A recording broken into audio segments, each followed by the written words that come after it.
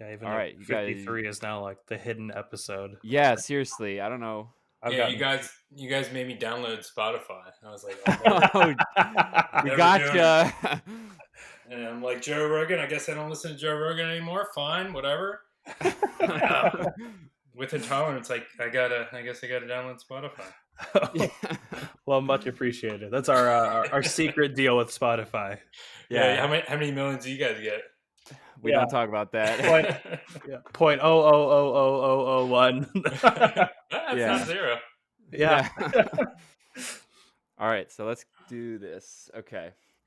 All right, guys, welcome back to Within Tolerance. Hopefully this episode will be on Apple Podcasts for everyone that didn't see the last episode. Like we were just talking about with Dan, you need to get Spotify or another platform to see that episode. We had some kind of glitches. I don't really know exactly what the deal is there, but we have Dan Rudolph on back again. He was one of our first guests on here, so it's been a while since we talked to you, Dan. And I guess, we already know your background. We already know how you got into machining. I guess kind of talk us through like the past. It's coming up on a year since we've talked to you. What's new? What new machines you got? We've been seeing you post a lot on Instagram lately. I know you looked at a potential shop space. We can get into that a little bit later, but I guess how are things in your world of machining? Yeah, I was gonna say nothing's changed, but you listed a bunch of stuff, so I guess that has been somewhat of a change since last year. Yeah, so things have been good. We've been busy making parts since we last talked. We added a 4mm machine in December. We tried to squeeze that in before the end of the year. And then just a couple weeks ago, we added another L12, a used machine out of Wisconsin we found. We have what seems to be a fairly big project coming, and we kind of just took a leap of faith and picked up a machine for it, just in case it actually does happen. We'll probably need to add maybe 3 more to do this project, and we figured, well, find a used one. It's like half price essentially of a new machine, so we grabbed it and just kind of taking our time getting it set up and running. And so for anybody who hasn't listened to episode 8, which is the first time you came on, real quick, just what does your company do? We've talked L12 and all that stuff, but real, quick 30,000 foot overview of what Rudolph does. Sure, exactly. Sorry. We are a medical device component manufacturer. We're located near Lancaster, Pennsylvania. We specialize in micro machining, I would say, of stainless steel and titanium. That's sort of where we are and want to go, but we do some larger work, stuff that's sort of more, any shop that has Citizens or Star Machines or Tornos would do, but we kind of really like to focus when we can on micro work. So we've been in business for about 10 years now. It's the company is me and my father. We're 50-50 owners, and last year around May, my wife joined us, and she is kind of shadowing what my dad does during the day, doing a lot of the washing of parts, doing some of the blasting, and then doing our accounting work, and filling in the gaps. She does the shipping paperwork, which is like the biggest relief, and I like thank her every day when I'm like don't have to do a shipping paperwork, like because I'd be doing them while I'm working. I'm like measuring parts and running machines, and then I'm like, okay, making out like an address, and it just would get screwed up, and I would just like freak out. And having her do that when she can focus and I can just keep doing my job is like key to the whole operation at this point. And for those listening, washing the parts that Dan makes is not just like going to a sink and like rinsing off a part. Like these are tiny parts. Like maybe talk a little bit about that. If you just go to his Instagram, I know that was, episode 8. That was a while ago. So we definitely have some new people listening, but these are tiny parts. Like, yeah, there's a bunch of processes I'm sure that are involved with that. So it's not as simple as he might be portraying it. Yeah. Yes. Yep. So the tiny parts actually, aren't too bad to wash. Generally, what we'll do is we have a couple different wash systems. The kind of the step one is getting the oil. All of our machines run oil, cutting oil. So kind of step one is getting the oil off the parts. And we have a vapor degreaser. We actually have two vapor degreasers that just use a solvent to remove the oil. They're not really good at taking off particulate matter, like such as chips or waxy films or anything like that, but they'll cut the oil. So we'll put the parts in like a little tea strainer off of Amazon, like a stainless steel tea strainer, and then they'll go and be degreased. And generally, they come out of there pretty clean. And then if we have any, I'm trying to think if we have any. Sometimes we have to gauge the parts or do some inspection or deburring or just a visual inspection where we'll look in a hole and make sure there's no chips or anything in there under a microscope. And then we'll put them through an aqueous wash, which is water-based, just like a wash detergent, and then a water rinse, and then heated dry. And then at that point, they should be pretty clean. And we'll do kind of a final visual inspection to make sure there's no chips or anything in them at that point. Our larger work generally goes through this kind of the same workflow, but the larger stuff's usually on some sort of rack, like a wash rack made out of plastic. Just to orient a part, if it's got a long through hole, we'll generally stand the part up in a rack to allow the solvent and the detergent to wash up inside of the through holes and get all the oil out. Which you wash the oil out, but then you got to make sure the detergent and the rinse water comes out. So there's a lot of compressed air blowing down through tubes and holes to make sure parts are clean and dry. So it is fairly time consuming, and having a third person to do that is helpful. Actually, my dad's always like, I need two people to deal with the work that one machinist makes off the Swiss machine. So it's kind of his rule of thumb is two people to do the secondary processes for whatever one guy can do on the Swiss. So yeah, after you we stand the parts up in a wash rack, and then we will put them through the wash processes, and then we need to spend a lot of time with compressed air blowing out the parts and making sure they're clean and dry on the inside. So that's a fairly significant amount of time that's kind of at this point done manually by my wife or by my dad.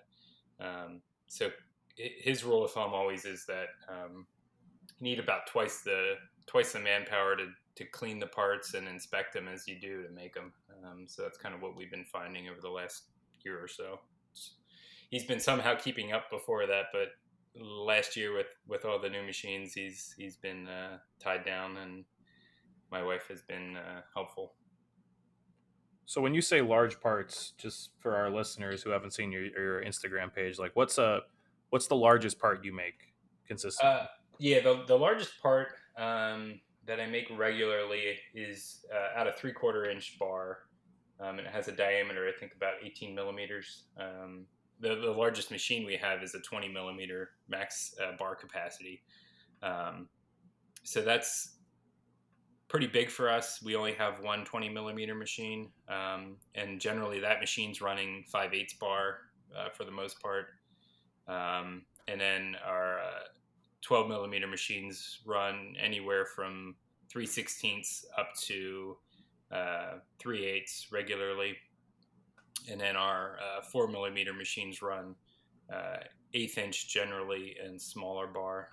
But most of the time they have 1/8 inch bar in most of them, unless I have a special material requirement for like a certain job I'm making out of tubing. So that job is custom tubing that's brought in, and I basically just turn it and cut it to size, do a little live tool milling on it. But generally 1/8 inch bar in those machines, and then you can kind of make whatever you want out of that.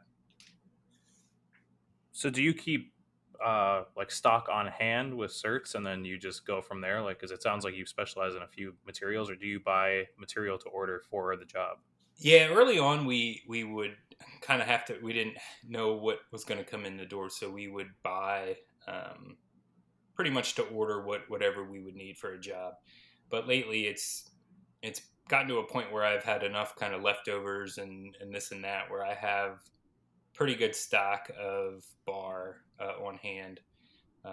For instance, I keep 5/8 and 3/8 titanium bar. I usually have a couple 100 pounds of each of those on hand at any given time. I have 303, 304, 316 on hand, pretty much in 16 sizes going up from 1/8 inch, 3/16, quarter inch, 5/16. So yeah, I mean we have a pretty good range of stuff on hand now after 10 years of doing job shop work. And is that just because of the consistency of these buyers coming back? Yeah, it's that for sure. We really do try to build relationships and do repeat work. Um, so yeah, I'll buy, in a smaller size, I might buy 100 pounds of material and kind of have an idea in my head of what jobs I'll make out of that. And then if I have a random job that's smaller but kind of fits in that bar size, then I'll just pull bar out of there and run it. So that, you can always turn a bar down, but if you're going to make a lot of something, you try to buy a bar that's pretty close to the OD size that you need. And then I guess I have a question because, you talk a lot about titanium and stuff. For, let's say, I don't know, 3/8 titanium rod, like, do you buy it by the 12-foot length? Yeah, 12 foot seems to be pretty standard. And I know you could order cut to length, but it seems like that's kind of what a lot of the bar manufacturers work in a 12-foot bar, at least in the States here. Okay, and then are you getting it ground? Yeah, so the titanium that we buy, it comes from Perryman Company, which is where Jake Yates works. And they, I believe they sell only ground bar. As far as I know, that's all I've ever received quoted from them. So it's ground to a plus or minus 5/10 tolerance. Wow. And then we actually buy an additional service where they chamfer each bar end. They put a nice, probably a 1/8 inch chamfer on each bar end. And that just allows us to just throw it in the bar loader. If you don't order it in chamfered, the sharp edges will catch on the inside of the collets and cause problems. So it's worth, I think it's like 40 cents a pound or something to get it chamfered, and it beats standing at a belt sander trying to chamfer a 12-foot bar, which is what I do when when I can't. I did that at one point. Yep. Yeah, and like trying to avoid hitting my mom's car with 12-foot bars is a challenge. So then I guess my other question was, like, for those listening and myself, like, I have no idea what, like, a titanium ground bar costs. Like, what does, like, one bar weigh or, like, cost? Like, I'm just curious about that. Here, let me pull up. I have a spreadsheet that I use to quote jobs with, and it Okay. will tell me how much a bar costs. I almost never look at that. I would look at like how much a part out of the bar would cost. Let's see, quote calculator. All right, so okay, I had stainless steel in here. So the titanium I bought last was, I think, like $33 a pound for a 5/8 bar. Okay. So that gives us a bar weight of 12 and a half pounds. And that Okay. bar, well, that's wrong. Wait 1 second. Titanium, okay. So the bar would weigh 7 pounds for a 5/8 by 12 foot, and it would cost $226 for that. Wow. So, yeah. I try not to think about that when I'm like chucking 5 bars in the bar loader. It's like $1,000. Yeah, geez. I thought Yeah. I did not know it was that much. Yeah, so the parts, let me see here. I'll just keep typing in here. So the part I make is like inch and 1/8 maybe long.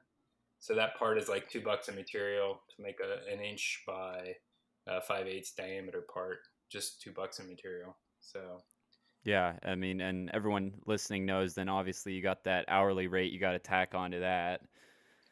yeah, and then that whole thing is like this, the customer's buying that whole piece, and those chips are pretty much worthless. I think we get 20 cents a pound on a good day, and Wow. they used to pay like 10 cents over whatever stainless steel was. And then the scrap guys we deal with, they're like, you guys are the only ones bringing us titanium, and it doesn't weigh enough to ever add up to anything, and we just sit on it for like a couple years till we can get enough together to sell. So he's like, we're not gonna give you a whole lot for it. It's like, okay, just don't charge us to take it. Right. Yeah. So if we cross that road at some point, then we're gonna have to figure something out. But it's a little frustrating because it's 30 to $40 a pound going in and basically nothing going out. So Yeah, I learned that. I just went to the scrap yard and it was not really worth my time, let's put it that way. yeah, as long as you can, we try to hit Five Guys on the way home and then grab a coffee after, and if we can pay for lunch and have a little bit left, we're good. Yeah, exactly. There you go. Yeah, my business partner and I, that's what we call it, is our lunch fund. And we've just got Yeah. a bag of leftovers, leftover money from the scrap runs. So I'm right there with you. Yeah. So I guess one of the questions, I'm assuming, Dylan, you wrote this one down, is what is the biggest hurdle or pain in your process, and what are you going to do about it? And going back to what you're saying about actually cleaning the parts and how it takes I think you said twice as long to clean them than it does to make them. I'm assuming that would be a pretty big deal, especially in your business with how many, the volume of parts you're making. Yeah. So kind of what I meant by cleaning was cleaning and inspection. So kind of Okay. we do 100% visual under the microscope on every part, making sure, like I said, there's no chips in them or wrapped around them or stains from the cleaning or dust or dirt or fingerprints or anything on them. So that's definitely labor intensive, and we've kind of toyed around with the idea of bringing in machine vision to do some of that. We haven't taken the time really to do that yet. We have a couple jobs where just kind of looking down through a small through hole and making sure it's not blocked by chips or anything. That would be pretty easy to do. We just haven't taken the time to do it yet. I would say from a machining standpoint, I do have a significant number of jobs that stop at least once a cycle to verify that I don't have chips wrapped around them, or I have a particularly nasty job that is 25 thousandths in diameter and about 1.25 inches long. Whoa.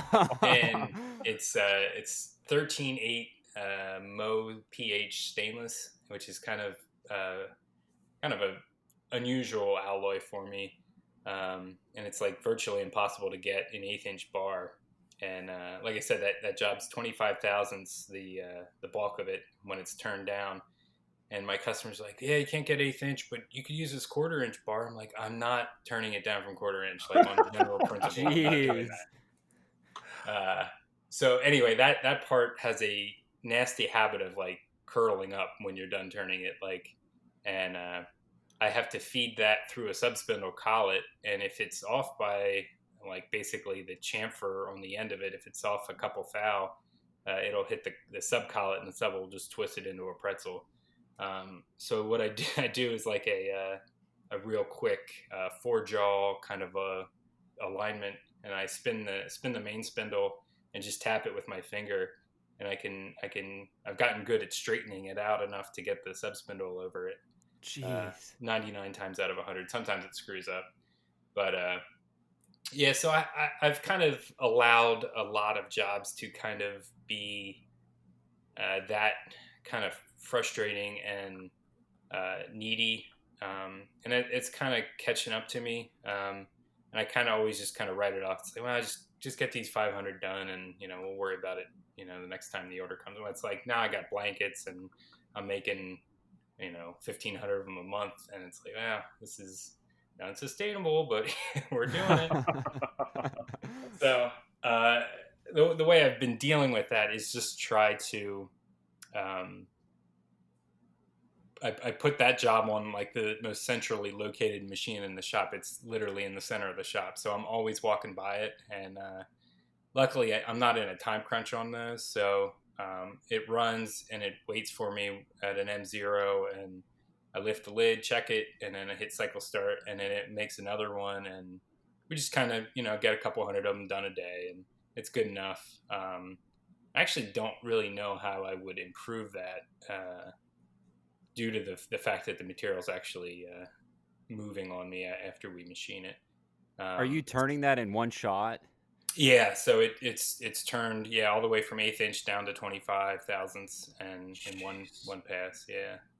Okay, I'm not an expert, but I'm just thinking now. Okay, hear me out. If you were turning that down in one shot, is there a way that you can have the sub spindle come up close at like right when you start turning it, and basically as you're feeding the material out in Z and turning it, it's going straight into the sub spindle? Yep. You could do that. That actually wouldn't be too difficult. The only wrench in the works is the chips coming off tend to Oh wrap around yeah. the part. Okay, yeah. Occasionally, like not every time. Like most of the time, it's pretty good.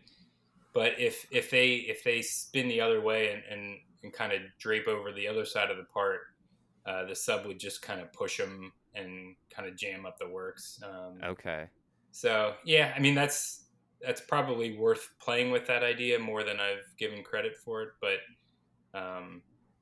it's more than one problem on that Is job. it? Yeah, I could see that. But yeah, I mean that kind of the chips is the number one. There's always in certain materials there's always a chance that the chip's going to do the opposite of what it did on the last 10 parts and really mess you up. I have a couple titanium jobs that'll just run, and then I have a couple that just wrap a chip every part, and it's like, well, high pressure coolant, different chip breakers, but you still 1 out of 10, and that's not good enough to let run in fully auto at that point. It's got to be 100% to really trust it. That's where like the LFV and some of that newer technology comes in, where you actually I don't know if you guys are familiar with that, where the machine control is actually mechanically breaking the chip every revolution or every 2 or 3 revolutions to avoid the chip having any length to it. I only have one machine with that currently, but man, it works like a charm. Really? When That's I can that's do cool it. to hear. Yeah. Is that your biggest machine that has it? No, my the L12 we bought about a year and a half ago was the first new machine we bought that had that as an option, and we were like, well, the dealer's like, if you buy this, you have to turn it on it's a software option, but they only will turn it on for you at the machine install, which is kind of weird, but we're like, okay, I guess we got to do it then. So it's like $20,000, Oh, but man, it's worth every penny when you need it. Oh yeah, you could see that for sure. Yeah. That's I if the machine has it as an option, I would definitely buy it pretty much on any machine going forward.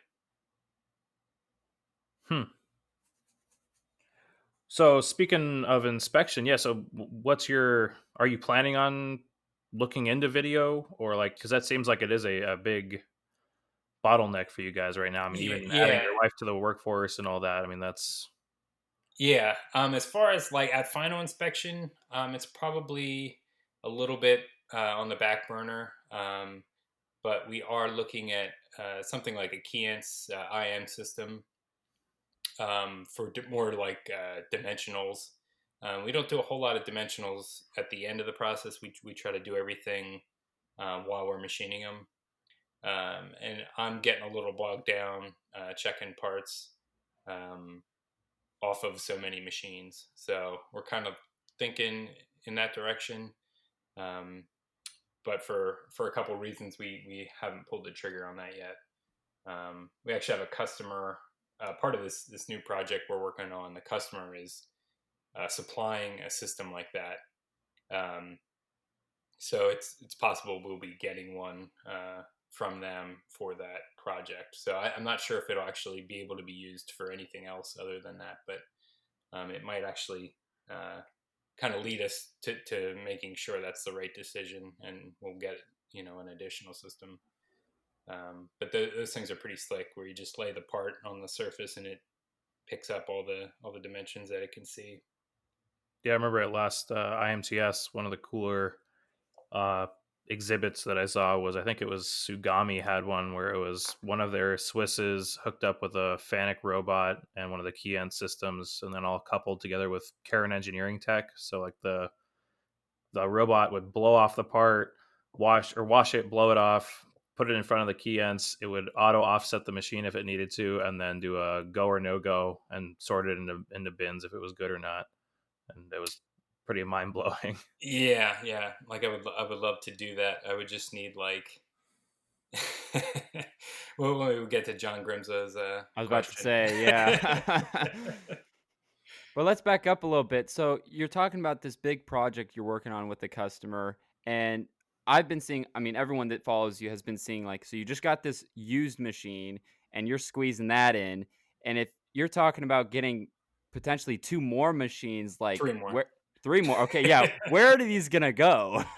So yeah, so I mean, it's kind of, our shop is kind of so small, it's hard to really show like a wide angle. Maybe I should take my wide angle camera to work, but we have essentially 2 30 by 30 buildings, and then last year we enclosed. There was a 10-foot space between them that we enclosed and cut doorways into both of them. So now we have basically a 70 by 30 building, which formerly was basically garages. So we have my area, which is where all the in the past, all the CNC machines were in my area, which is the 30 by 30 space. And I had a 20 millimeter, 212s, 2.4s, a robo drill, and a Haas mini mill, super mini mill, in a 30 by 30 space, which is a little tight. And then we added a 4 millimeter machine in the connector building. We call it the breezeway, as part of overflow when we added the RO4 last December. And then we have kind of that other 30 by 30 building was formerly just a garage. Basically, we had 2 cars and then our bar stock and just some sort of mechanic workbenches and that sort of thing over there, and the air compressors are over there. So we're kind of slowly converting that into machining space, and we'll probably. My dad had a 72 Monte Carlo that he bought new when he was in high school. So he put that into storage, so that freed up the space where the L12 is now. And then my mom's Subaru is still in the garage. So over time, that will probably get moved to a second garage that I think Dad's going to build here shortly. And then that'll free up basically room for those 3 more machines. So there's a plan, even though it doesn't look like there's one. And was that the reason you were looking at that shop space, is because you were just kind of thinking things through, or was there more to that? No, yeah, that was the whole thing. There's kind of 2 drivers. It's square footage and electric.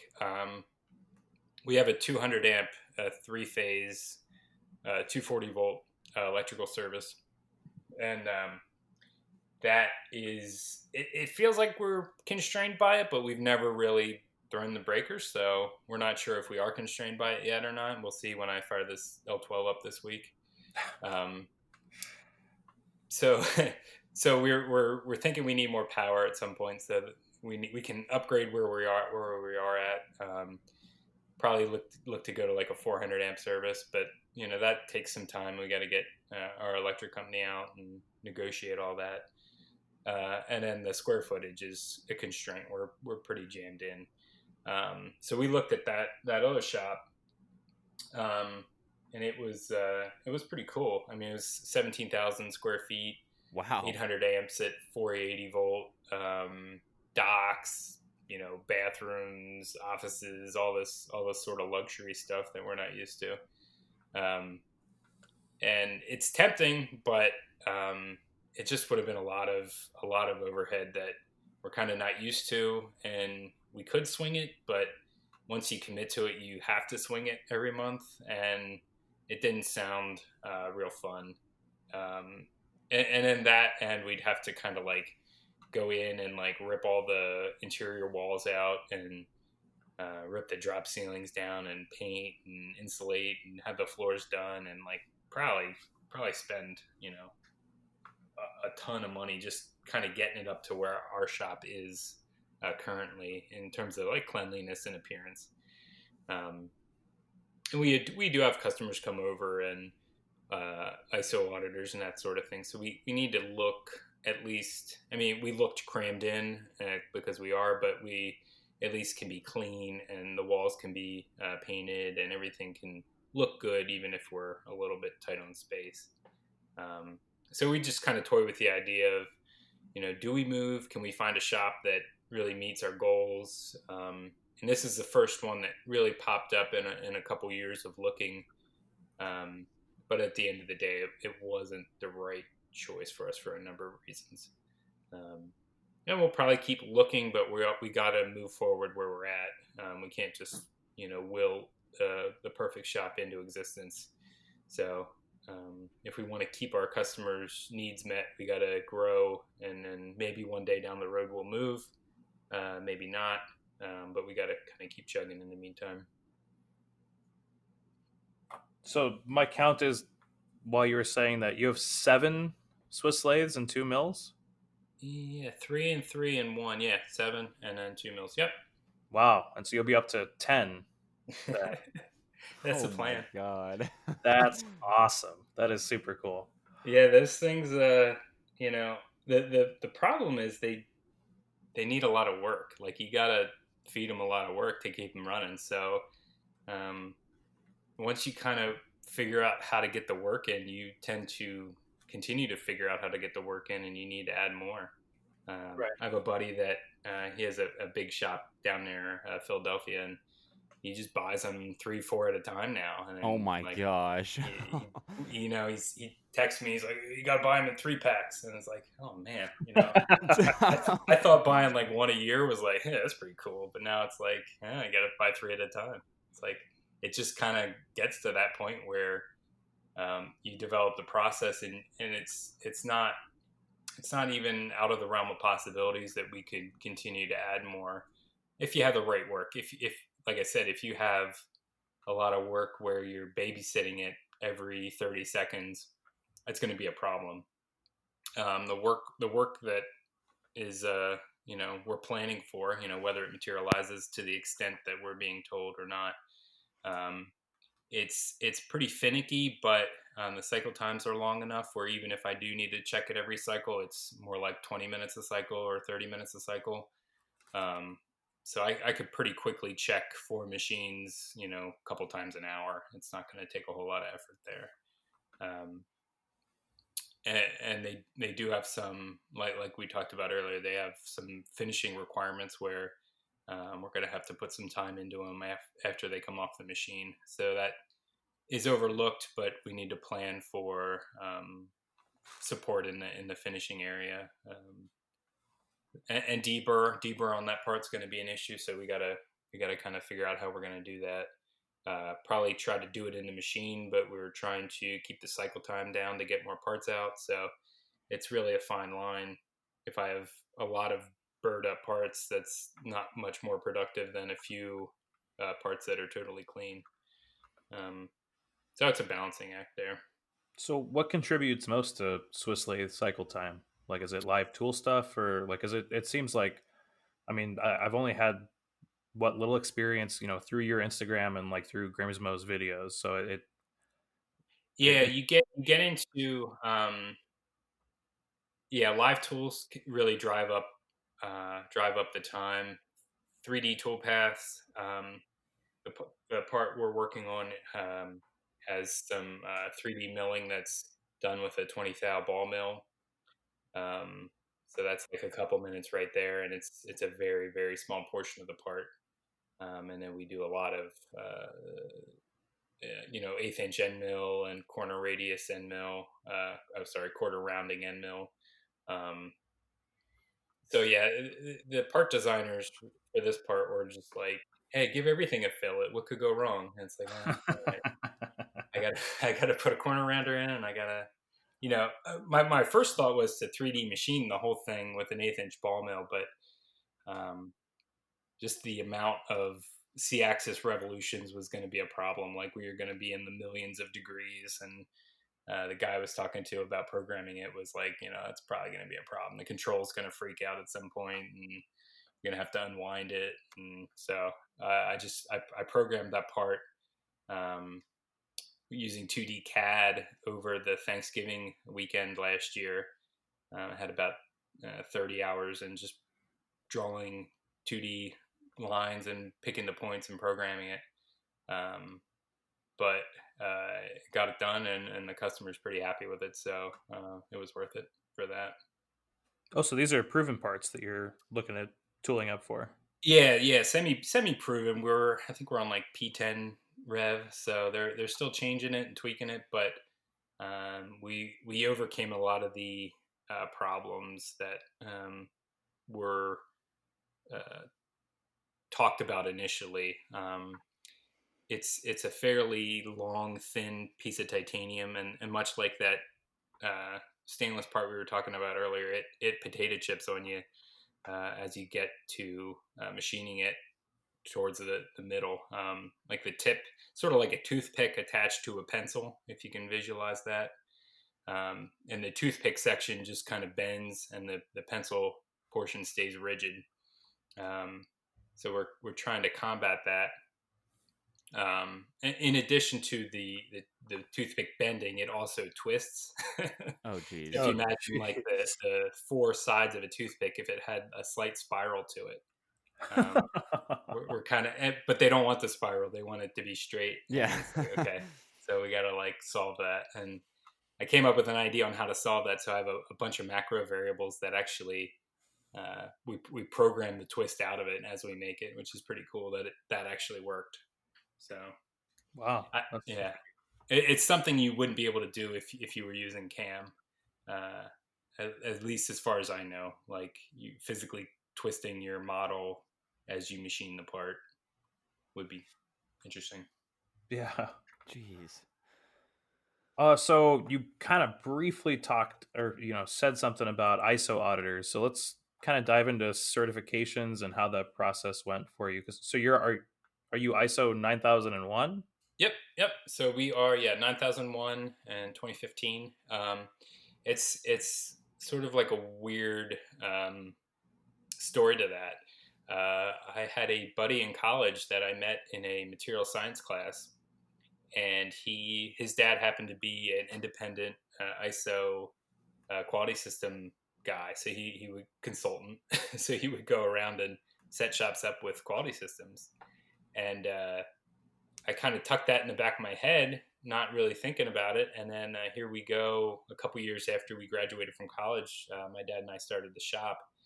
And our first customer was like, okay, hey, we'll send these parts over to quote as soon as we get your ISO cert. And we're like, huh? The what? Huh? And so I gave my buddy a ring, and we went over to his house, and we banged out our quality manual. And over a couple weeks, I forget exactly how long, but it was not very long.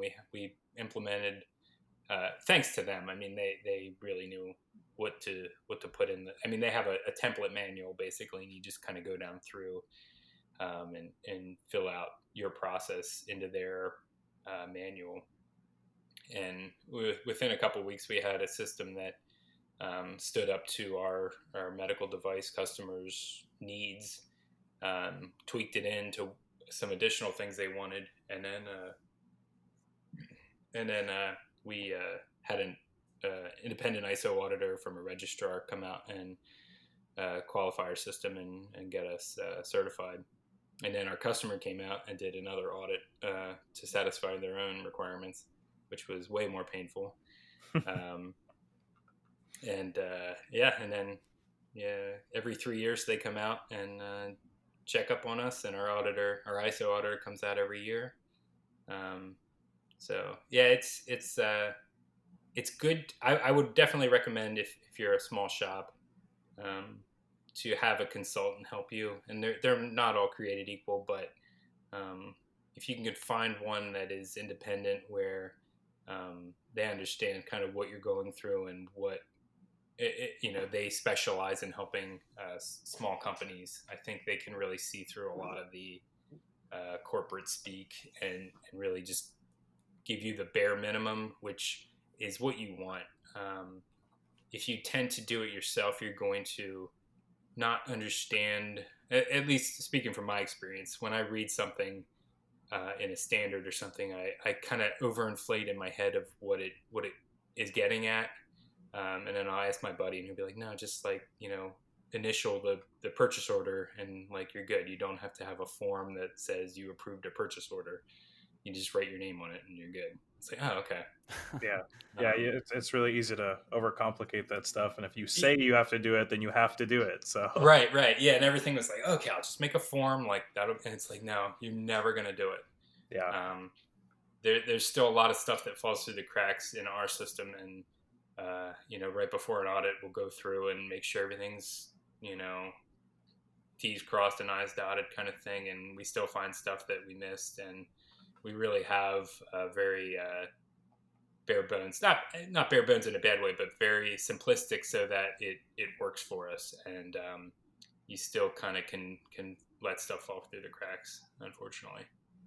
What does a certification like that typically cost? I mean, you don't have to give us the numbers that you spent, but like what a roundabout, for it's kind of like they have this like formula, and it's number of employees, number of facilities for your company, and square footage of each one, and you give them all that, and then number of shifts. They type all that into their formula, and then they give you the number. And for 2 guys in 900 square feet, which is what our initial setup was, it was like, I think it was like $3,000 for like the setup and like the initial audit, which is actually like 2 audits. It's like they come out and kind of like get you prepped for it, and then they come out again and actually do it. So that's like, I think like $3,000, and this was 10 years ago, so it might be probably more by now. And then we pay, I think, probably on the order of $2,500 a year for our annual audit and certification. And then we'll pay our consultant, my buddy, for his time, which is usually a half day. He does our internal audits, so we don't do any of that. And then he'll kind of, which is basically used as a sort of a pre-audit. We do that, a month before our annual audit. And he'll kind of look over everything and give us a gut feel of how we're doing, kind of tip us off to anything if the auditors are like picking certain things apart lately. And then he'll help us with customer audits. So we'll pay him for his time. He'll come out and spend the day when the customer's there, and he'll just go to bat for you, which is nice. Like, he knows what to argue and what to let go, and it's like, it's invaluable, because the customer audits, like, you don't want to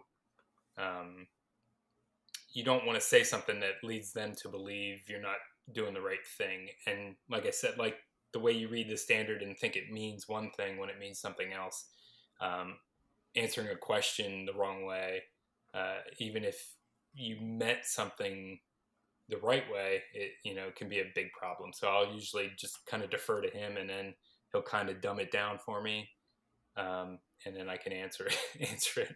But like I said, yeah, it's worth every penny for what we pay for him to help us. That's awesome. So like, I don't know the ISO standard. Like, I work in a AS9100 shop. Mm-hmm. Do you guys have to do like root cause corrective action and all of that? Yeah, corrective action, and that's the thing. They want to see more and more kind of every year. At least our customer does.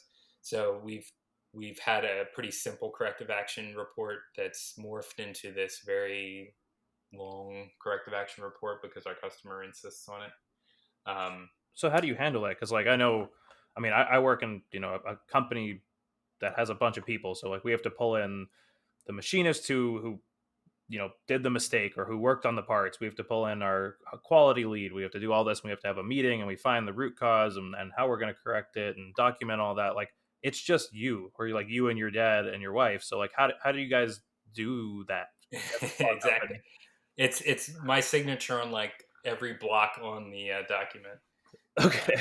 I caught the problem. I corrected it. I approved the correction. I implemented the correction. Yeah, it's just it kind of doesn't make any sense when you look at it, but they don't argue with you about that. Sometimes they'll want to see like an independent review of something, so I'll make a change and then my dad will review it or re-inspect the parts that I inspected and just to double check things. So we do some of that. But they understand and they make allowances for the size of the company. The auditors do.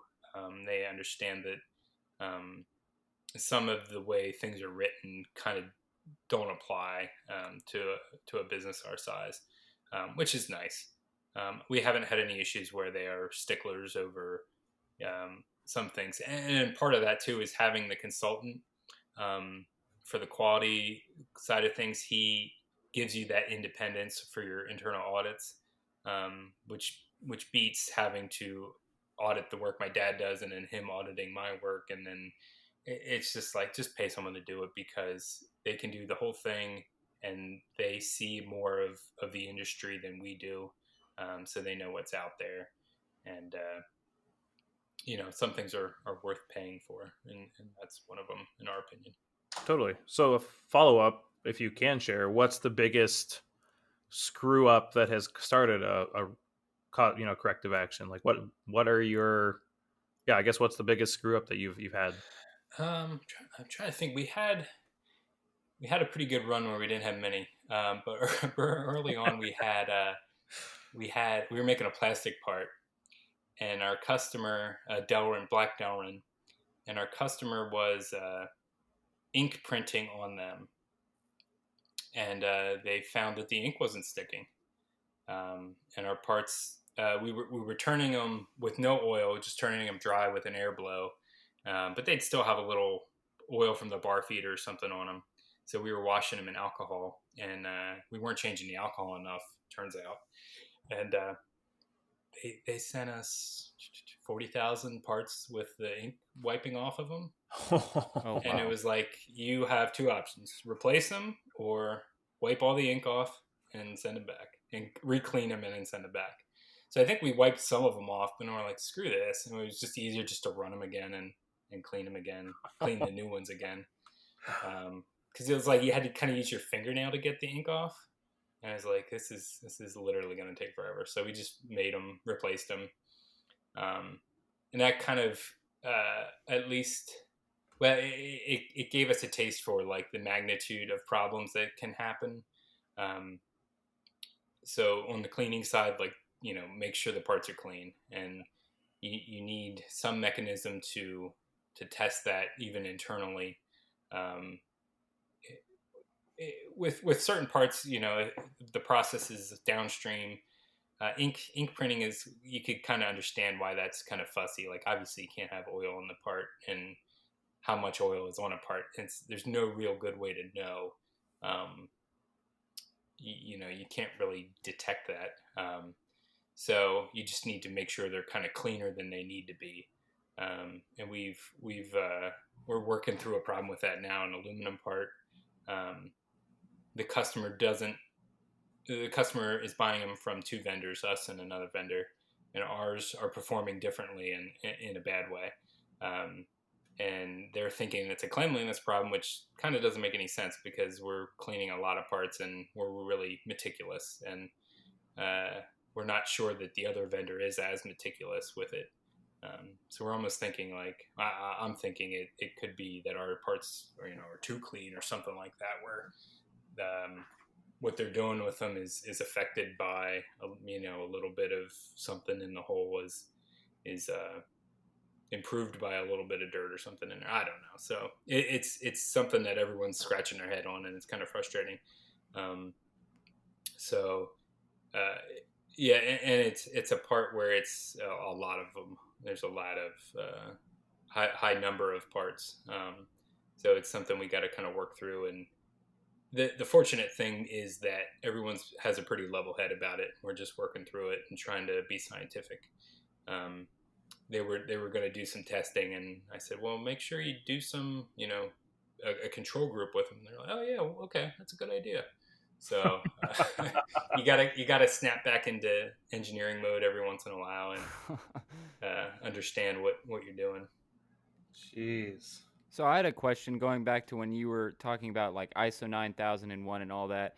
When someone comes out to audit you, I've been at a Swiss shop when I was working at my first job, and I happened to be there that day when they came out and got audited, and I wasn't at the time, I wasn't really understanding what was happening. So maybe talk a little bit about, maybe the difference between when you have a customer come out or when you have like your yearly audit. What are they doing? What are they looking for? What's a red flag to them? Yeah, so it's very different. The customer audits are generally follow a standard similar to the 9001 standard. But they want to see physical evidence of each line item on the standard. So you got to somehow prove to them that you're doing each thing. Jeez. So parts need to be labeled and identified at every step in the process. So you got to physically go down in the shop and show them that parts are labeled and identified at every step in the process. The trick to that is to not have very many parts laying around the shop. I like so that. Generally, I'll generally kind of work everything through a couple days before and just try to keep a really tight ship those days.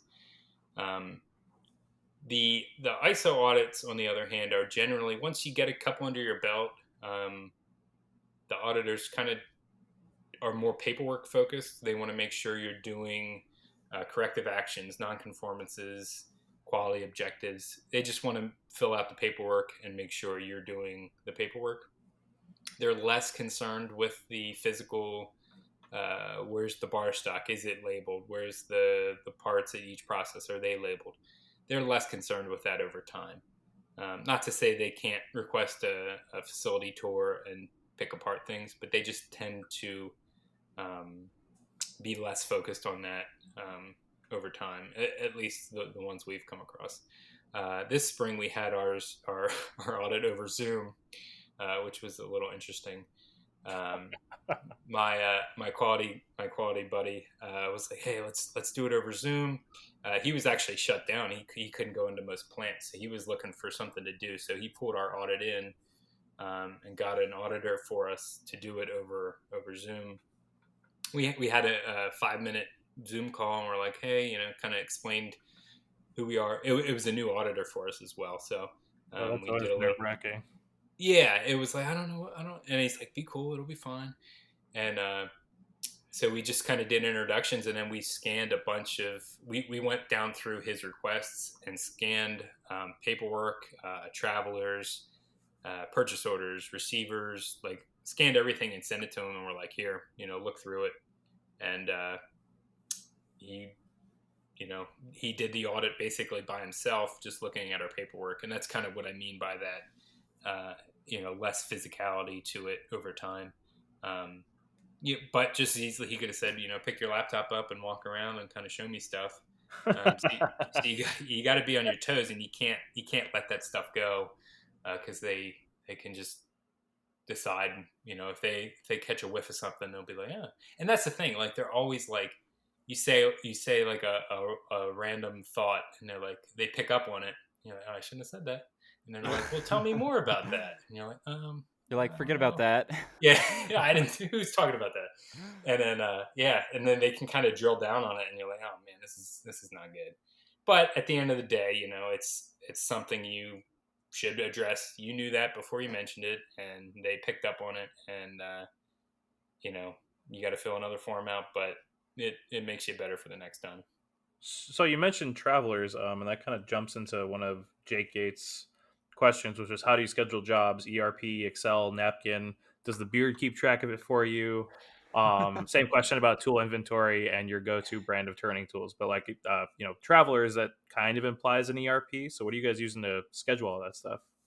Okay, yeah. So early on, it's kind of independent of the schedule, but when I went to college for industrial engineering, and I read the Toyota Way at some point when I was in college. They kind of talked about the idea of Kanban cards as a means to control production. So what we did when we set our system up was to use the Kanban card. And the way that works is when a customer order is placed, we go in and generate. It's a Word document that is a 3x5 note card that is printed out for each inspection lot. So for an order of 1,000 parts, for instance, so it might be 60 parts go on a wash rack. So we have 18 Kanban cards that get printed out, one to represent each of the 60 pieces on a rack, and then we bring those to the machine, and they sort of dictate. You run the job till you're out of these cards. And you filled up all the racks. So that's sort of our style of production control. But that kind of doesn't really account for the schedule. The schedule is, it didn't used to be as big of an issue as it is now with so many machines. The idea with the Kanban cards early on, when we only had one or two machines, was that they kind of got queued up based on the machines that ran the parts, and then you kind of would just work through the next card in the pile.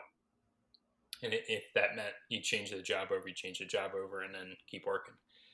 Nowadays, with multiples of the same machine, it gives me a little bit more flexibility. So generally, I'll get a purchase order from a customer via email. I'll drop that into we use Dropbox kind of to keep everything centrally located between the three of us. I have an open orders folder in Dropbox. So any email that I get with a purchase order, I will drop the purchase order into Dropbox into an open orders folder.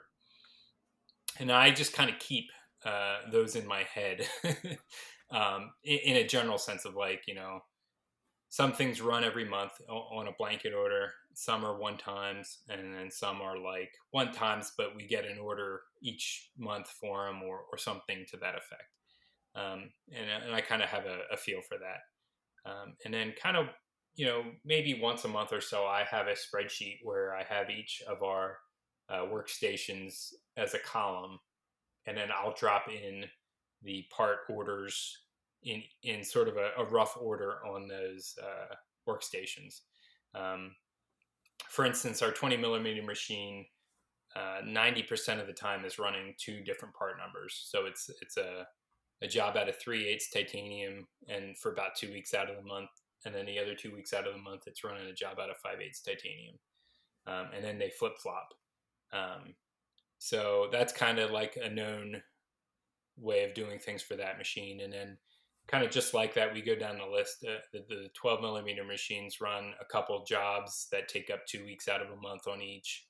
Then we have a job that is like a family of parts where it's the same kind of outside shape, but it has different size holes drilled in it. That customer will order those kind of sporadically, and then I kind of collect a couple orders, and then I run them all at once, changing the drill sizes out in between. So it's sort of a hybrid of Excel and it's not hard and fast, and I don't have sort of like a cycle time plan that's written out. I have a gut feel more in terms of number of days. So I know a job will do 1,000 parts a day, or will do 500 parts a day. So I plan roughly, because the more scientific you are, it just means you're going to be wrong. And nothing ever gets done quicker than you think it will. So it can only be on time or longer. So I don't stress myself out about keeping to a schedule other than an order of operations and an order of production. And we do have shipping dates that need to be hit, but that kind of gets factored into the order of production as machines come available. We just plug in the next thing that needs to ship. So the more I hear, the more I hear it's the beard that keeps track of it for you. Yeah, the beard does some. The beard does some. So what about tool inventory, and what's your go-to brand of turning tools? Yeah, so for tool inventory, I really would have said like I'm completely disorganized, and I panic when I get down to the last insert. That kind of would have been my response probably about 6 months ago. But then you got that list of cabinets. And then we got the list. Uh-huh. Yeah. And now I'm like, it's just like really the best thing I've done in the shop. I have anything that's carbide is in there. So that's kind of nice. I have an insert drawer. I have a square end mill drawer. I have a ball mill drawer, and you can open it up and see exactly what you got. There's been probably 2, 3, 4 times that I've had an order open for Harvey. I'm like, all right, type that in, and then I go, I'm like, just double check I don't have that, and I already had 6 of them sitting in there. Because I used to just reorder stuff because I didn't know if I had it, and it was getting kind of ridiculous. And I kind of got to the point where I'm like, I bet I could just buy this list and buy the bins and be ahead in terms of dollars because I'm not reordering stuff that I already have. And I think that's been pretty much provably true over the last 6 months or so. That, and then I also have all my collets and tool holders and everything for the Swiss machines in the bottom 3 drawers of that cabinet, and that is just like way better organization than I ever had. I had these like little containerized bins with like plastic lids, and they just kind of worked, but they also kind of like filled up with oil over time, and some of the things didn't quite fit in, so I like had to like cut a hole in the side of the container so it could like fit in, and it was just like it should have worked in theory. Like all the tools for one job go in this bin, and it's got a lid and a label on it. But then so much of my tooling crosses over that it was just like I had to keep some in each bin, and it didn't make any sense. So I abandoned that and like threw all those containers away, which was kind of cleansing as I like filled the list up. It was like nice just to commit to an organizational method that was actually going to work, and it proved to have worked. So I'm really, really kind of proud of that cabinet. Awesome. That's fantastic. Yeah, then I guess what's your go-to brand for turning tools?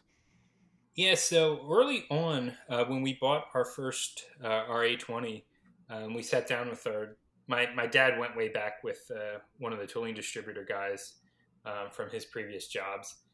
So we sat down, and he had an NTK catalog. He was an NTK distributor, and we just picked out everything for that machine with NTK, and we just were really happy with everything. Like the tool life was good, and the inserts were available, and the holders were nice, and everything was pretty impressive. And then sort of as we grew and got the L12 and some of the other machines, I really dove into the NTK Swiss catalog, and they are not really a general tooling company. They are pretty specific, and they've grown over the years, but their Swiss line is just pretty impressive. They have a holder in almost any configuration you can think of for almost any insert you can think of, and they do a lot of sort of things that other companies aren't doing. For instance, they make it's called a sleeve holder. So it's like a front turn insert, but it mounts like a ER collet chuck in a cylindrical tool bore. And then they have a special version of that where you can actually adjust the center line of the insert inside the holder. You turn a little set screw, and it shifts the if you don't have a y-axis on your subspindle, it'll shift the height of that insert to really clean up the face nice. And just stuff like that where they're really putting effort and thought into the Swiss line is pretty impressive. I would recommend if you are in the Swiss business that you buy from a tooling company that is all in on Swiss tooling. It's really, I find it to be really unique. The layout of the tools and the requirements of the machines. I think you need tooling that's been thought out and designed for those machines. And some of the bigger guys, I don't think have as much stock in that. They're really trying to do, all lathes, and I think the Swiss are really different. So a good Japanese brand or a good actually Swiss brand would be the way to go, in my opinion. Yeah, that makes total sense. Yeah, then we got another question from Adam, and this is an interesting one with you bringing your wife on recently. And he says, my wife does a lot of the admin work on the business side of things, but they're looking to get her more involved with like QC and loading parts. Any advice for bringing significant others into the day-to-day operations of a small business? It's been a little bit challenging.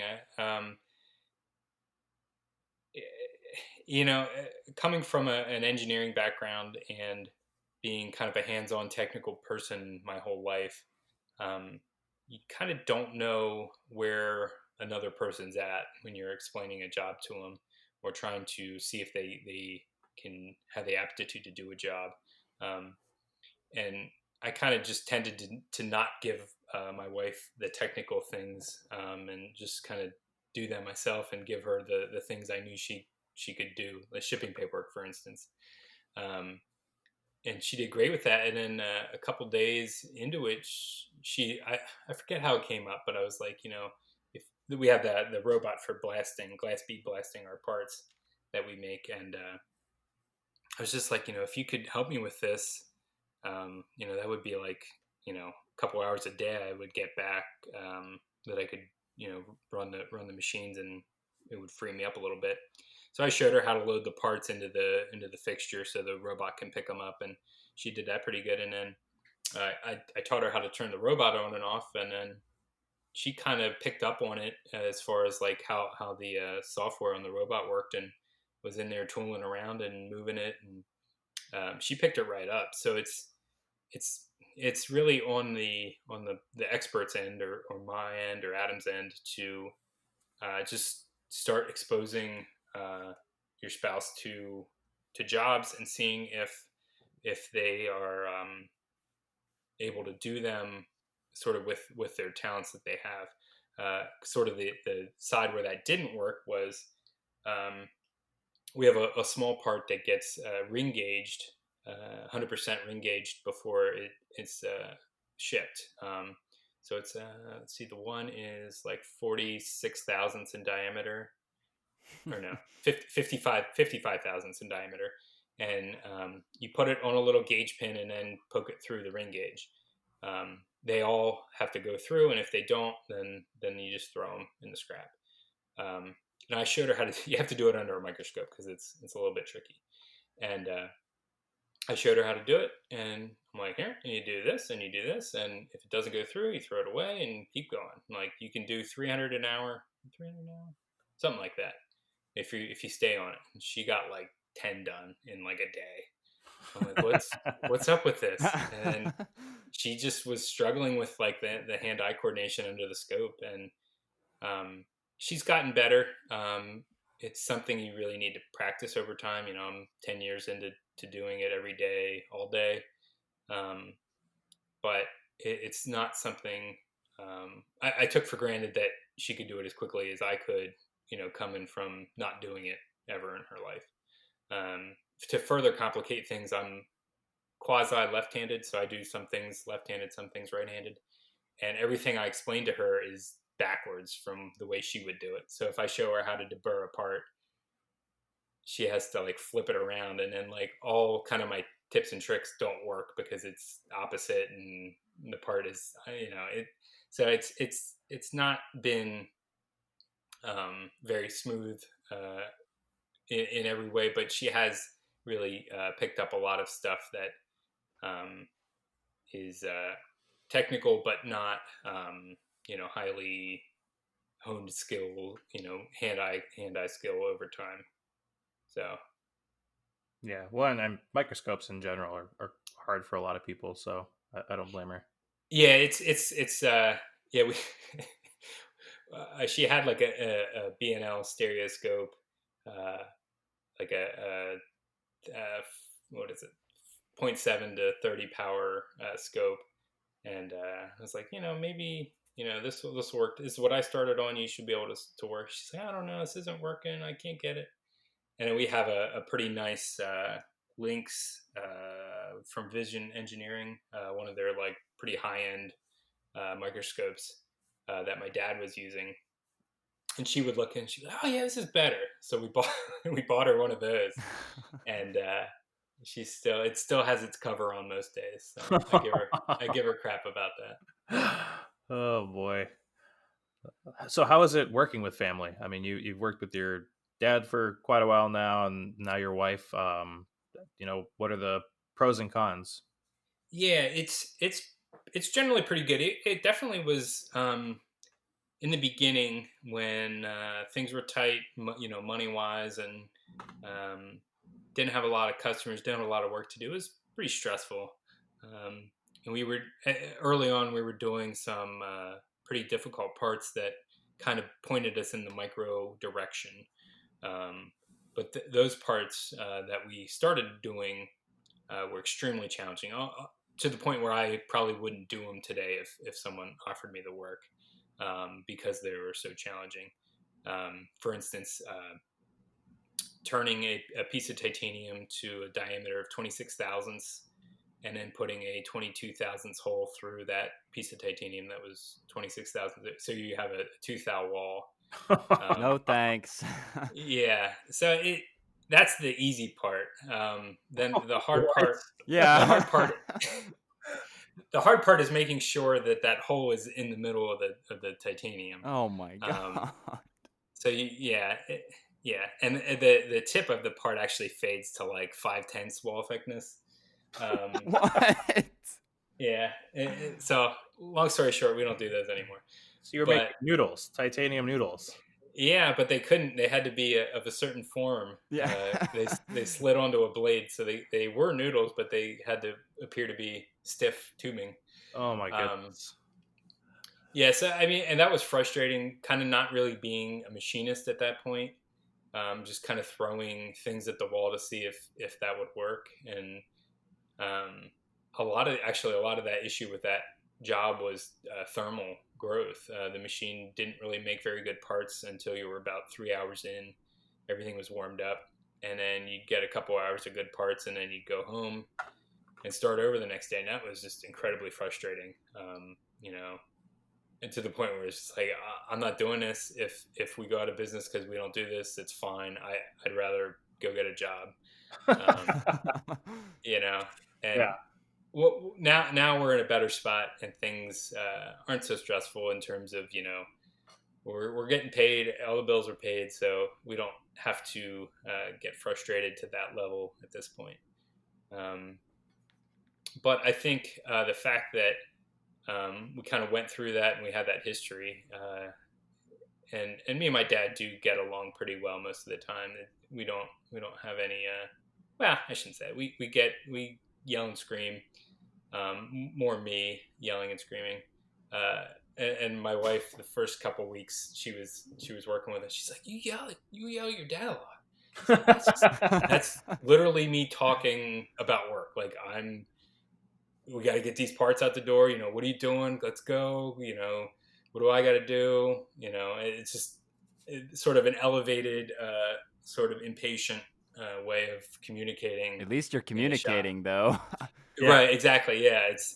But it's direct and to the point. If we gotta, yeah, if we got to hash something out, we're going to hash it out. And if I got to raise my voice, that's what's going to happen. And it's probably my personality, and my dad's a little more passive, and he'll defend himself, and you know, we'll talk through things, but we definitely I don't avoid topics that will cause friction. And then you throw like my mom and my wife in the mix, and there's there's many of those discussions, but no one's really getting. We do leave the work stuff at work, and there's no. I'm not holding it personally against my dad. If he the other day he dropped a bunch of parts. I made like 300 parts, and they were like really tiny and a pain in the butt. And I was like, I made exactly the order. Don't mess them up. And he's like, comes down like an hour later. He's like, I dropped all those on the floor. Oh no! Well, it's like, you better get up there and find them all, because I ain't making any more. I think he found them all. But oh my goodness. Yeah, I was a little torqued that day. So you mentioned thermal growth, like I said, most of my experience just comes from Grimsmo's videos and like the bomb and little I've seen on yours. And he was talking about scrapping out 20-30% of the parts he was making, waiting for the machine to warm up, and then he was just scrapping them because they were cheap. Like, how do you guys deal with machine warm-ups? How many machines do you keep running all the time? Because I mean, it's just you, so like, do machines cool off while they're waiting for you? Like, how do you deal with all of that stuff? So the kind of the short answer is experience, and the luxury of running more or less the same work every month. So and it is machine dependent. So my L12s have I don't know for a fact, but there's a bunch of these like little temperature probes that are glued into different parts of the machine, and those things are incredibly stable. I will I run a job that is it's metric, so it's got 4 diameters that are plus or minus 0.01 millimeters, so it's 4 plus or minus 4/10, and I will comp out a thou on each of those diameters, or sorry, a tenth on each of those diameters in the morning. I will I'll add a thou to it, or tenth. Why do I keep saying it? I'll add a tenth to it, and a tenth is a thou for me at work. Yeah. So sometimes I'll do a half tenth. Jeez. Anyway, so I'll comp a tenth out, and then it will run 100 parts, and by that point it'll be on size. So I'll back that comp out, and then it'll be a little bit small, but another 20 or 30 parts, and it'll be back up to where it was running the day before.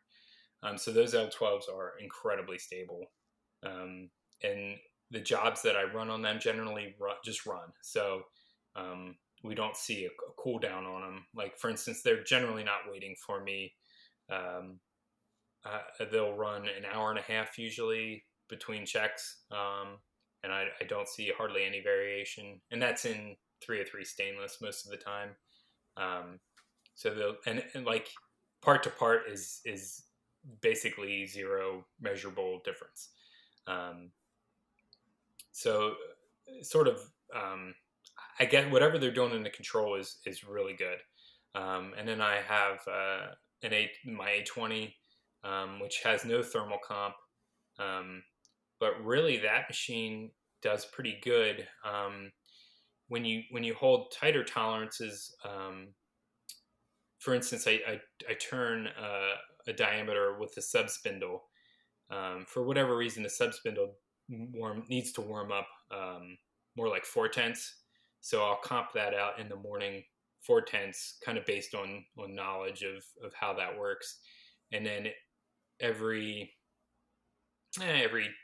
20 minutes as it warms up, I'll put a tenth back to where I get to a steady state where it's back to where it was the day before.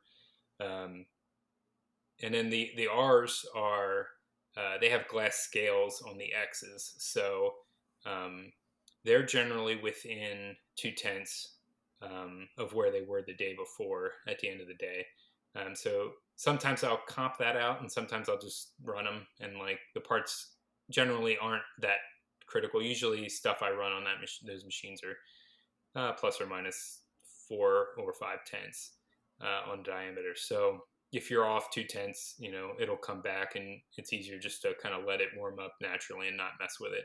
Because there is a little bit of hysteresis there where you make a change and it is a little more than it should have been, and then you're kind of fighting that all day.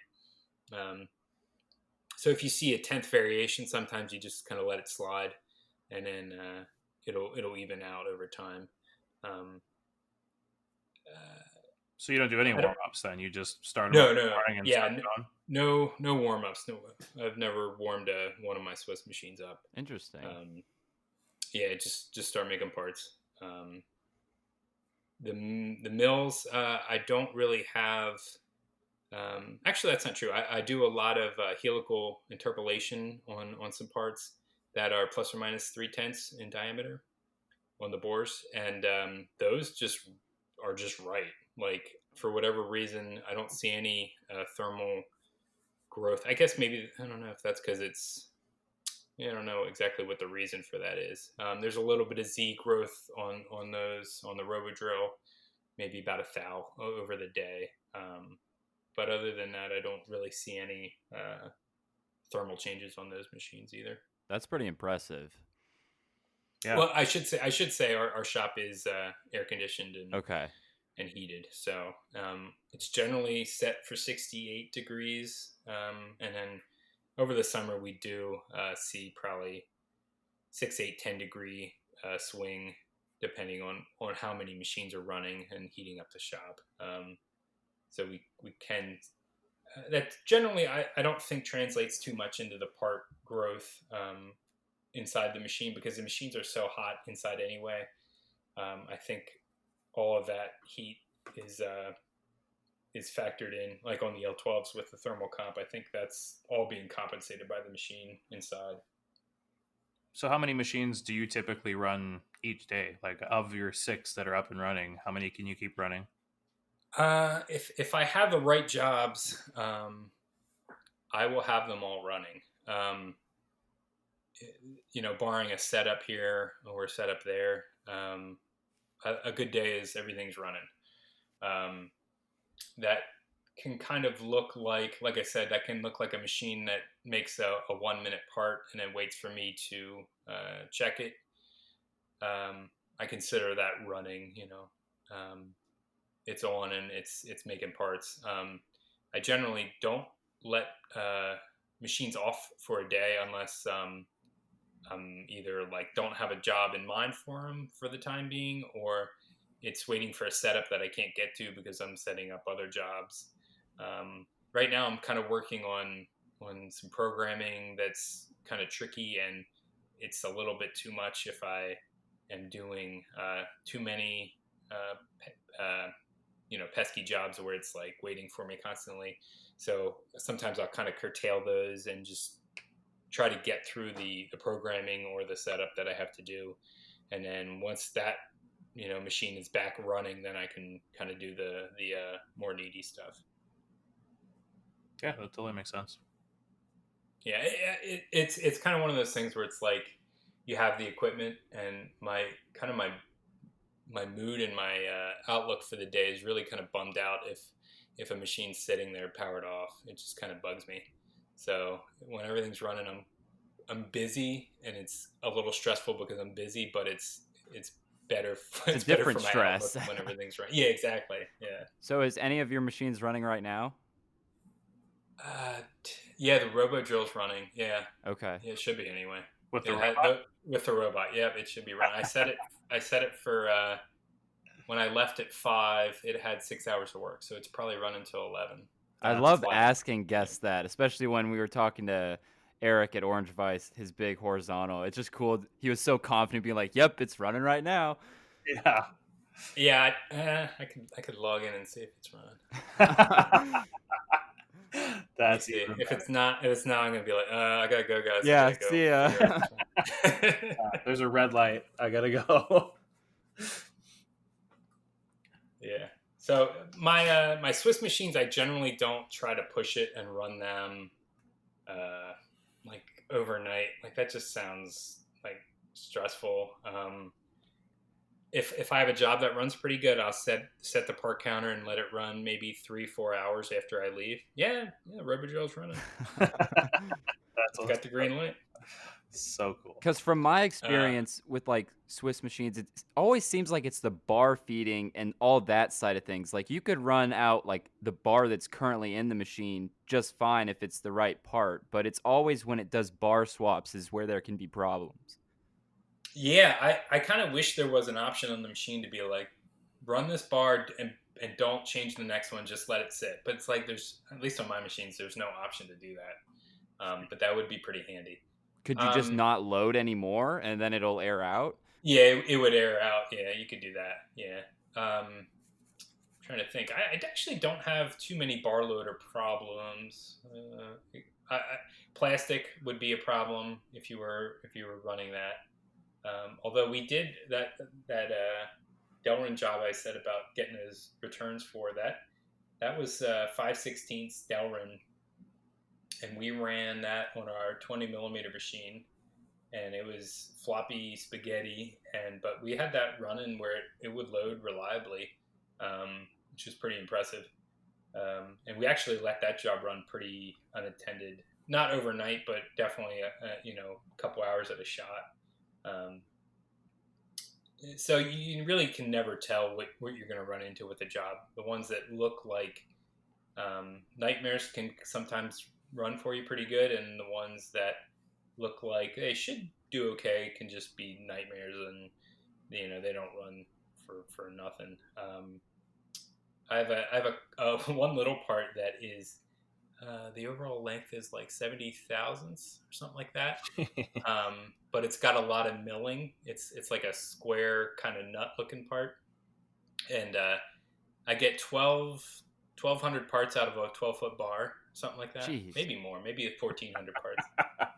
So it's like, I didn't bar change today, maybe tomorrow. So your cutoff width on your, I don't know what your smallest cutoff width tool is, but is bigger than your part.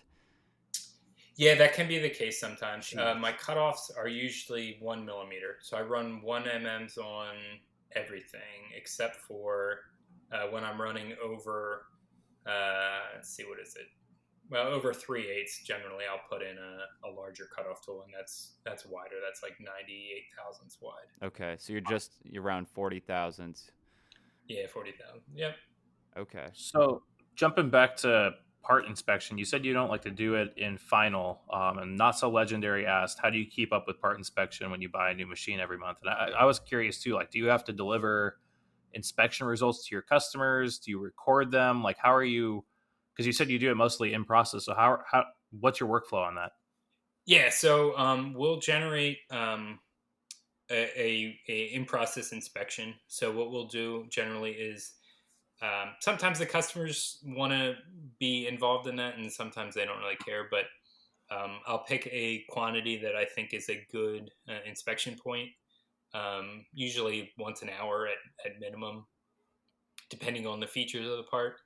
And then I have basically just Excel sheets with all the inspection, dimensions on them. And then I have a SPC micrometer and an SPC caliper that I plug into my computer with a little box that outputs the data like it was keyed in. So it just kind of mimics a USB keyboard. Mm-hmm. And I'll run down through my inspections using just a caliper and a micrometer and pin gauges. Generally, that's 90% of the time that's what I'm inspecting with. We do have our optical system for stuff like that, for stuff you need to measure optically, but generally those features for the work that I do are stable. So I'll do that inspection work on setup, and then generally every 100 or so parts, depending on what it is, I'll just verify everything's looking good. But yeah, hard instruments for the most part is how we do it. But as they pointed out, kind of keeping up is becoming an issue and will become an issue in the future. So definitely the keying systems or something of that vein would be the way to go. Kind of moving from what I'm doing to that is going to be an issue. I'm going to have to kind of justify and do a validation to make sure that everyone's in agreement. My customer, my biggest customer is all in on those keying systems, so I don't think they would have any issue with that. But it is nice to set a part on there. If you trust it, it would be nice to set it apart on there and know that you could measure all the dimensions on the drawing and the system doesn't care, and you would just be that much more confident that everything's looking good.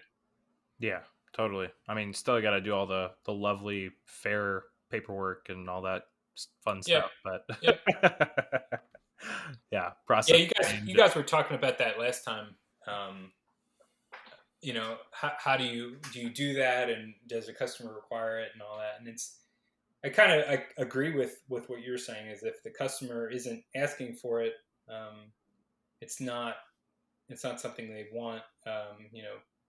You don't do it maybe, or you don't do it as formally as you would otherwise, and it's sort of the same boat here, where it needs to be, you need to be able to go back to it if there's an issue, but a lot of my customers don't ask for it, so you kind of have to make that decision of, how formally are we going to do this, and you need to have some evidence that what you did was in compliance with what you said you were going to do in your quality system. Totally. Yeah. So I didn't see one of these questions.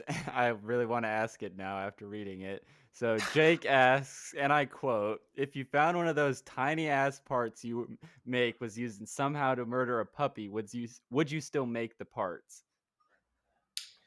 So I would have to assume it was probably like a pug. And they already have that breathing point, problems, so yeah. at that point, I would probably ramp up production to see how many parts I could make, and get them out to all the pug owners out there. My God. Oh my gosh. All right, good answer. Yeah. Moving on. So King Toucan Fab, I actually thought these were pretty interesting questions. So what parts have you seen grow in demand, and or what parts have kind of tapered off, and have you lost or gained any customers due to the COVID and all of that, especially since you're doing medical parts? So I haven't seen any real change in what we're doing. We have been pretty steady over the last 3, 4, 5 months. We had a couple jobs that were like, "Hey, hold up on everything because we don't know what's going on." But then, like, within a day, they were like, "Yeah, keep them coming. We'll build stock, and we'll worry about it later." Because we're usually pretty much, like, not us, but our customers are usually kind of behind the 8 ball in terms of we're always trying to fill orders that seem to be late. Like, they're not planning. They're not keeping inventory of finished components some of the time. So we always seem to be in a rush, and it was kind of a relief that some of them were making that decision just to keep kind of things steady and building some inventory, because everyone's expectation is we're going to need to do all the procedures and surgeries that were being done prior to this. At some point, they're going to either have to catch up or resume to a normal level. So I think that's been pretty good. Haven't seen anything really fall off the map, or any customers. Some have gotten quiet, but I don't think that is representative of anything. It's sort of a thing where some customers you hear from weekly, some you don't hear from until they need something, and then so it's hard to gauge really where they're at. They're not really sending me a newsletter of their business every month, so I don't really know. And that kind of does bum me out half the time, where it's like, I haven't heard from so and so for a while. I guess he hates me and my parts suck. But you gotta kind of keep that out of your head. But that does kind of weigh on you when you want to stay in the loop of what's going on out there. But you're kind of just a third party vendor that supplies a component. You don't really get the news of the industry. Right. Yep, totally. So it's hasn't been changed. I do suspect that we may see it to slow a little bit, maybe over the summer into fall. Some of the inventory we built may be just that inventory that they don't need right away. So it may come to taper, but for whatever reason, right now we're as busy as we've ever been, and it's been a little frustrating with that too. It's like everyone's like taking time off and being at home. And it's like, I gotta go to work on Saturday. It kind of sucks. I know the feeling for sure. Yeah. Welcome to entrepreneurship. Yeah. The second part of his question also was, what's one type of work that for whatever reason you won't do, whether it's a field of work or specific types of parts. Is there anything that you no quote right off the bat when you see it? Yeah, I think a lot of people get into machining and think they can sell to the government. And, the government buys all this stuff. But that's something I just really want no part of. Anything defense or anything government related, I don't really want to deal with that bureaucracy and payment terms and all that kind of crap. So I have zero interest in that, and I would actually turn it down if someone brought it to me, just because it's not any interest to me. I like the idea of making things that will help people, and I think a lot of the time some of the defense stuff is while it's defending our country or whatever, but it's being used sort of with bad intentions, I think, and I probably won't get too much more into that, but Too much baggage. yeah, it's not good, a lot of the stuff that goes on, so I don't want to be part of that. Your $1,000 toilet seats and that kind of crap. Yeah. So I try to stay out of that. I don't blame you at all. The amount of paperwork. I mean, I'm sure you've got a lot of paperwork for medical stuff, but the amount of bureaucracy on the government end is insane. So I definitely don't blame you. Yeah. Yeah, then we had another question from Hermit Shed. And what shop superstitions do you have, if any? And to clarify, what he kind of followed that up, he wanted us to start asking all of our guests with this is like, his example was, it always seems like whenever he throws out a fixture, that's when he gets a reorder of that part. Yeah, I have. I said to my wife the other day, I'm like, I think I had an order for 100 parts, and the customer kept ordering like 100 every like couple weeks. And I'm like, I'm making 400 of them, and we're putting them on the shelf because I'm tired of this. And I hadn't heard from them in like 6 months. And I'm like, oh man. I'm like, but we're not throwing those out because I really, I know as soon as we do, we will get an order for them, and I'm not making them again. So definitely that's one. I'm with him on that. I probably have a lot of like borderline, it's not cool to say you have OCD if you aren't diagnosed with it or whatever, but I probably have some of those things where I was thinking, I wish I would have had more time to think about that, because I was thinking when I set auto power off on a lot of our machines, like I'll do like 3 laps around the shop to make sure I actually set it when all the machines are running. That is so true. Yeah. And I'm trying to think what else. There's a lot of ones that I'm like, did I put that offset in? Let's check. And then I'll like keep looking, and probably unlimited superstitions at this point.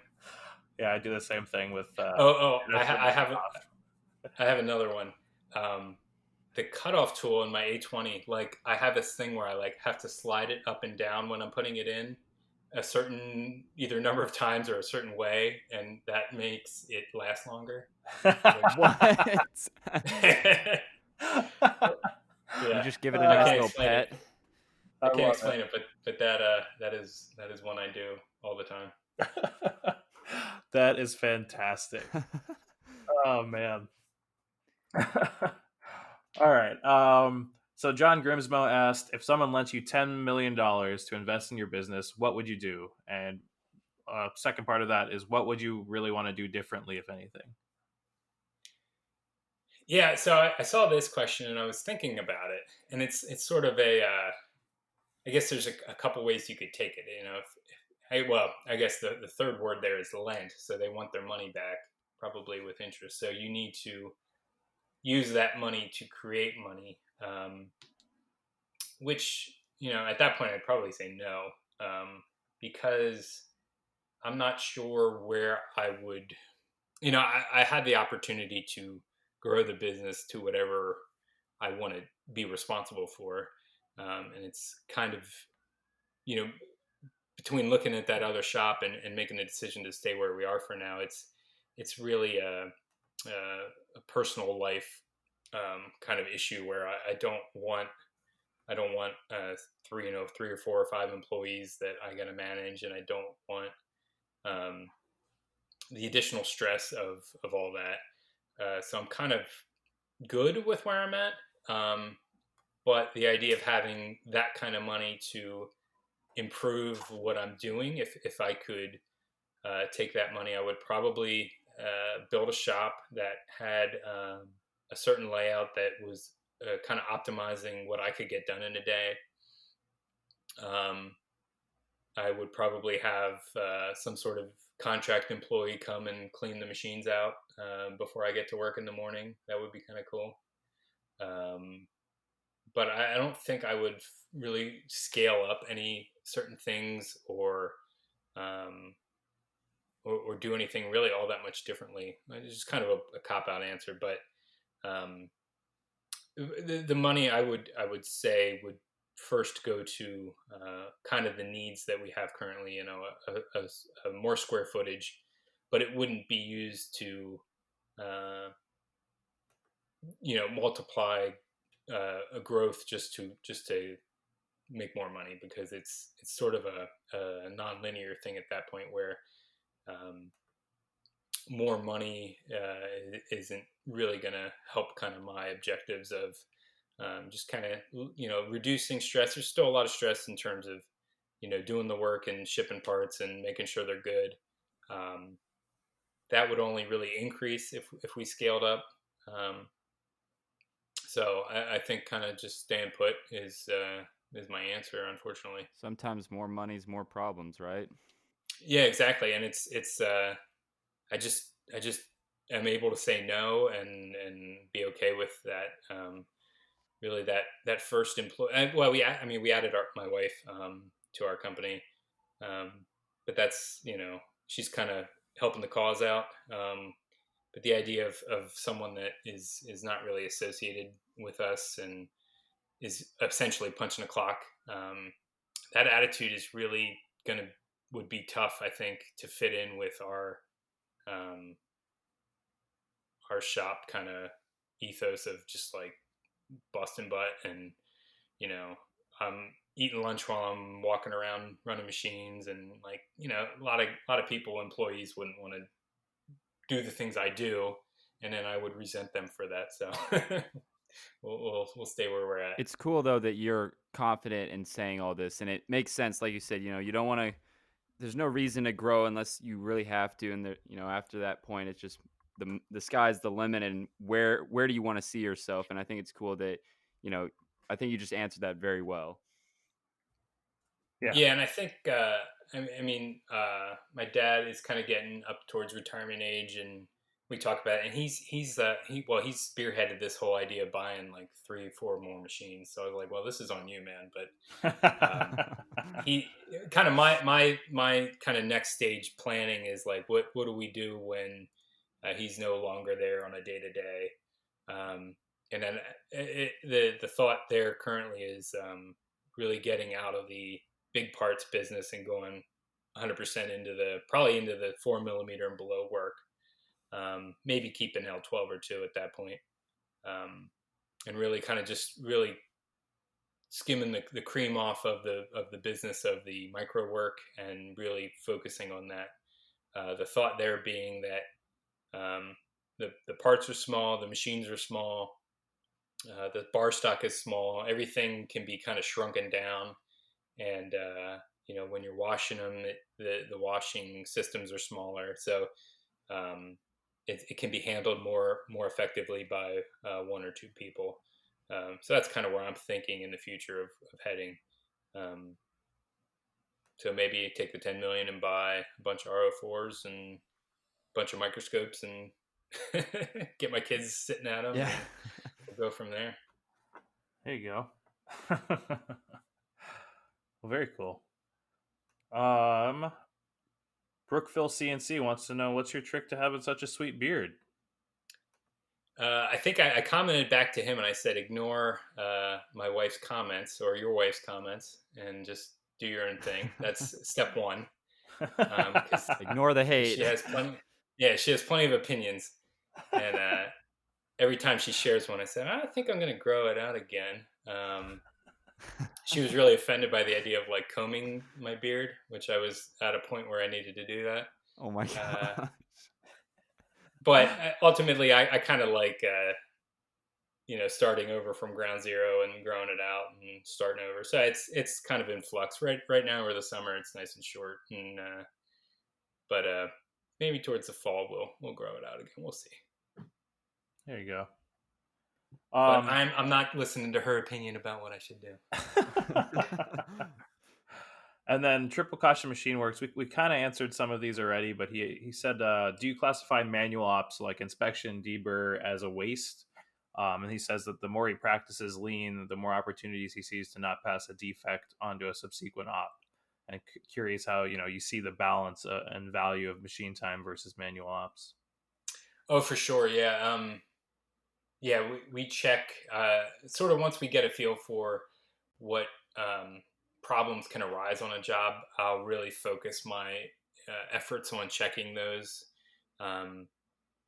For instance, that part I was talking about on the A20 where we turn it on the sub spindle, it's a plus or minus 0.3 diameter. And I end up 100%ing that just to make sure I'm not passing a bad part along, because you would never be able to tell it later, and we're not checking them at the end. So it's sort of an informal 100%. I'm just quick micing them. I don't do it's not part of the inspection record. The inspections are every 10 pieces. But I sort of want that level of confidence of having them all 100% checked in my head. So I don't know if I'd say it's a waste, if it's giving you peace of mind about the process. But if you can develop a process where that diameter is plus or minus 1/10 instead of you're not using your tolerance at all, and that, and it's never outside of that, then you really don't have to worry about it as much. For instance, on the L12s with the thermal comp, and that job with the 4 diameters that are plus or minus 0.4, I mean, my confidence level is very high that those are right. Doesn't mean I don't check them. I check them pretty much just at the inspection points. I don't really spot check them because I'm confident that they're right on the money. So it's all about the process. And you want to make sure that if you have something that's not as reliable, that you are on top of it as you work. Totally. Do you have any parts that you have to 100% per your customer? Yeah, that part, that small part with the ring gauge, that gets welded onto a special spring, I think, or something. And my part is like $2, and their part is like $25. And if they weld the spring onto it, and my part is wrong, meaning that it didn't pass through that ring gauge, when they set it into the mold, it will scrap that whole assembly because it won't fit into the mold. So they get a little torqued. So they said, you got to check them all. I think we must have sent 1 or 2 to them that would have failed this gauge, and they identified that, and from then on we had to 100% them. So, and it wasn't that the diameters were actually out. It was a defect on the part where the chip kind of deformed the surface and kind of raised it up. So it's sort of a deformed part more so than a diameter that was turned out of spec. Huh. So, yeah. What magnification do you use to inspect most of your parts? Generally, mine are set at like 15. I find that's like a good balance between detail and kind of when you go too far in like 20 and 30 power, it's kind of, you're looking at like surface finish more so, and you're kind of too close to it. Parts all kind of look crappy at 30x. So when you're at 15, you kind of get a nice compromise there. And then if you're at like 10, the parts look like jewelry. So I'm like, sometimes I'll crank them to 10 and I'll be like, oh, that looks like a good part. Grimsmo's the but opposite here. At 15, at 15, you're like, you see the detail, but you're not like right up on a feature, too close. That makes sense. So I've got one more question, then you can ask the last one, Dylan, here. What is your favorite shop snack, Danny? Favorite shop snack? I don't know. I'm not a big like snacker during the day. Yeah. Actually, we used to get beef jerky. Haven't so much lately, but People's Choice. It's made in LA. It's like pretty amazing. Once we had the company debit cards, and I hooked it up to my Amazon account. I started buying some beef jerky with my company debit card. That'll do it. Awesome. I might order some tonight after this. There you go. A little shout out, beef jerky. And so the final question I had is, this is almost a year since we had you on. You were our first guest. So as a returning guest, is there anything you'd like to see us do on the podcast, or anything that you think we could do better? I'm kind of bummed out because I didn't listen to my episode the first time we did it. probably not going to listen to this one. I can't stand my own voice. So I'm kind of bummed that I'm going to miss an episode of you guys recording without listening to it. So you're saying we need to record one right after this? Yeah, do like another one, and then I'll listen to that. Okay. Get like a good guest or something. Yeah. Oh man. But other than that, sounds like you like it. Yeah, that was a smart ass answer, but yeah, I'm enjoying it. I think you guys are doing a good job. I can't say I have any, more volume would be good. More episodes. I listen to like probably 9 hours a day at least. Okay. Maybe 10, and I need something to listen to. So there's only so many machine shop podcasts out there right now. You gotta get those numbers up. Okay. All right. Yeah, we'll try. At least we're starting to double our guest episodes. This is a 2-hour one. Your last one was like 50-something minutes, so we're getting better. Well, again, thank you so much for coming on again. It was a blast as always, and we'll definitely have to, have you back out after you get those 3 new machines and talk more shop. Yeah, hopefully that's supposedly going to happen like fairly soon, but I hope we have a little more time. They want like, I think February or something being at like full production, and it's like, that's not going to happen. So hopefully we have a little more time to digest everything. But yeah, thanks for having me. Appreciate it. Looking forward to next week's episode. Yeah, once again, thanks again, and we'll see you guys next week with Dylan and I.